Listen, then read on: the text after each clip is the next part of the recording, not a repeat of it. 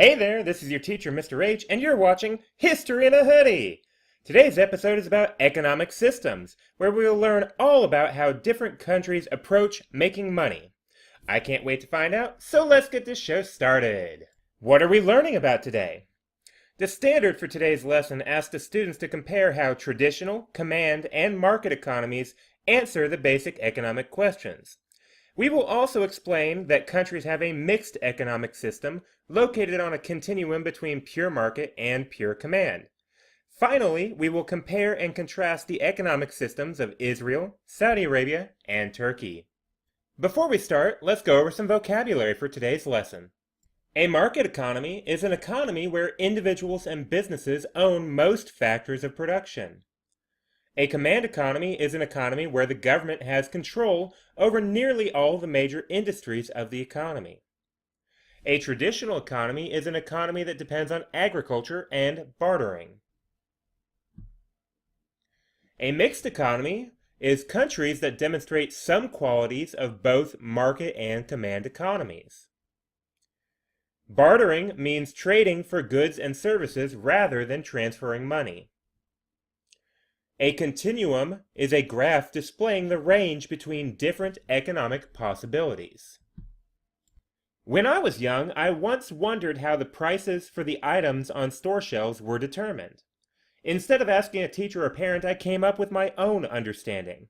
I thought that the price of everything was based on how much time it took to make the product. It made perfect sense to me. A house takes weeks to build and is one of the more expensive things out there to buy. Cars cost a lot as well, but they're smaller and easier to build than houses, so, sensibly, they cost less than a house. I learned later on, of course, that isn't the reality for our country's economy or any other country either. But I was very interested to learn that not every country has the same answer for that question of how price is determined. Maybe perhaps someday when I become the king of my own country, I will be able to implement my own pricing system. No, in fact, there are just three main ways around the world that answer the question about how products will be sold, and these answers are tied to the three main economic systems found around the world: market economy, command economy, and traditional economy. In a market economy, the prices are set by those who participate in the market, the buyers and the sellers. If buyers, called consumers, think something is too expensive at its current price, then they won't buy it, and the seller, called producers, will probably decide to lower the price. Also, a producer may not be willing to sell a product at too low of a price because they won't make a profit. Alternatively, in a command economy, it doesn't matter what the consumers and producers think a price should be. They are told what they can buy and how much they can sell everything for by government planners. Do you want to buy an apple? You get one for the government-mandated price. Do you want to sell a car? You sell it for the government-mandated price. Do you work in a job for a salary? You earn the government-mandated salary wages. Suddenly, it makes sense why this economy is called command. The government likes to tell people what to do in these countries. The market and command-style economic systems are both very modern approaches to running an economy.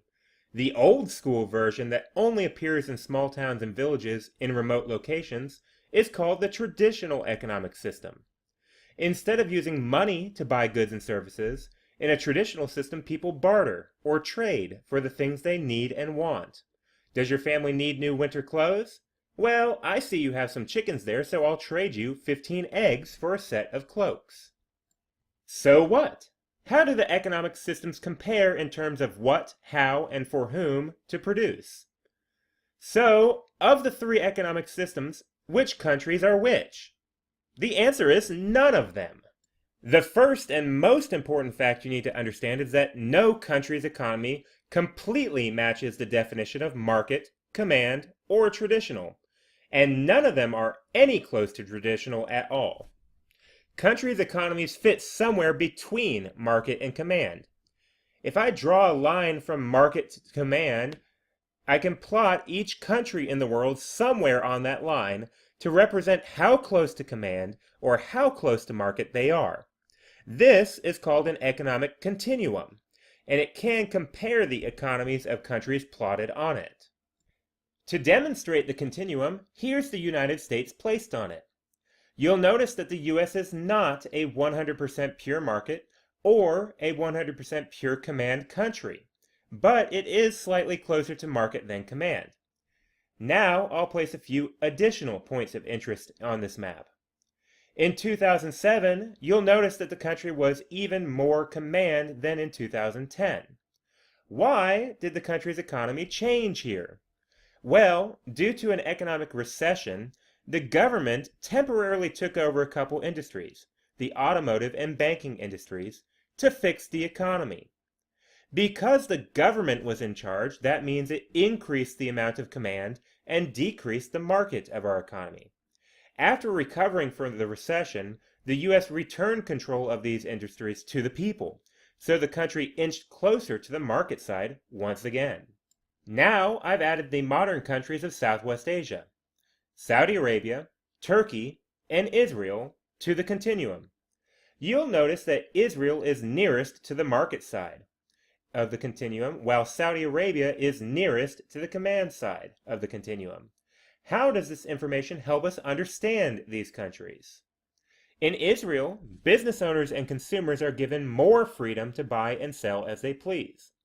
Israelis likely have many opportunities to start businesses and grow personal wealth.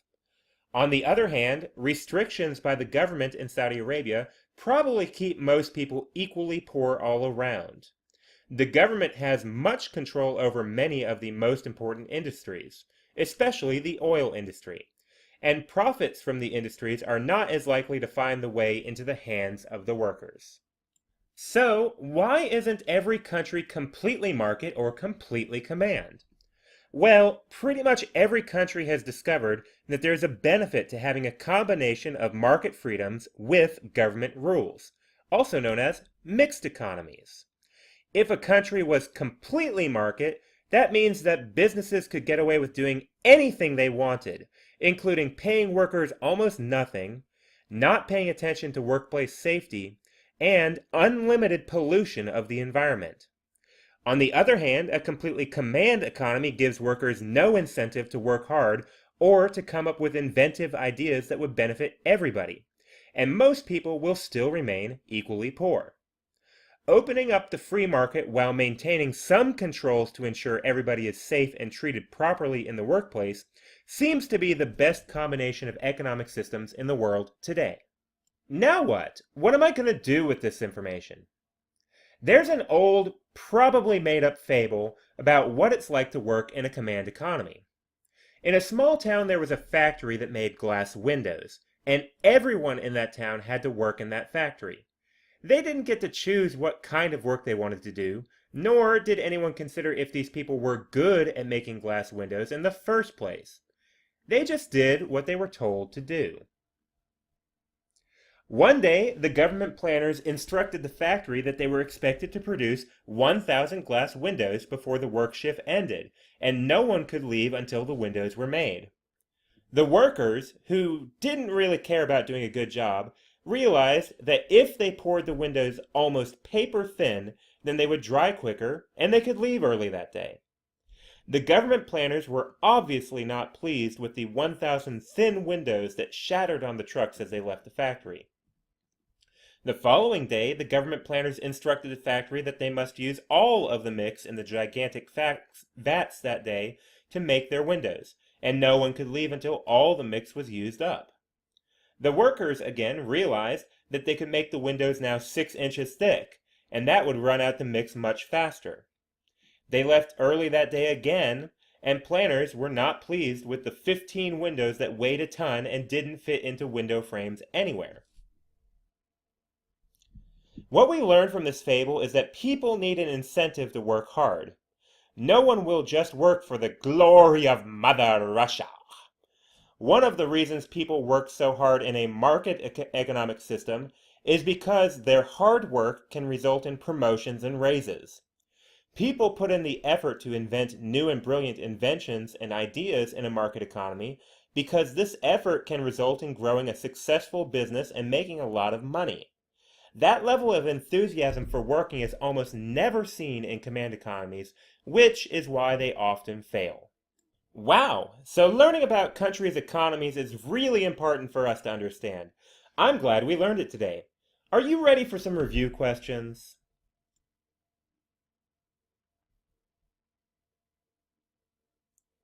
In a blank economy, what to produce is often determined by the goods and services wanted or needed by the people.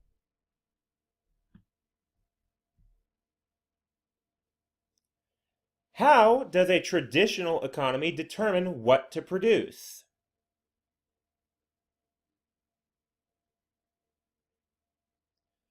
All modern countries have blank economies.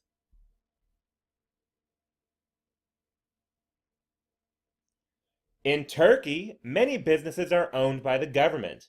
However, the government is encouraging private ownership of business, and as a result, many industries are now privately owned.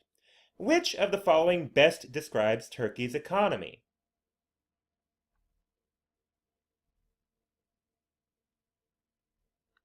I hope all of you learned a lot from today's episode of History in a Hoodie about economic systems of the Middle East. If you did, don't forget to like, subscribe, and share. Just kidding, I don't care about that stuff. But do make sure you study this lesson. Bye now.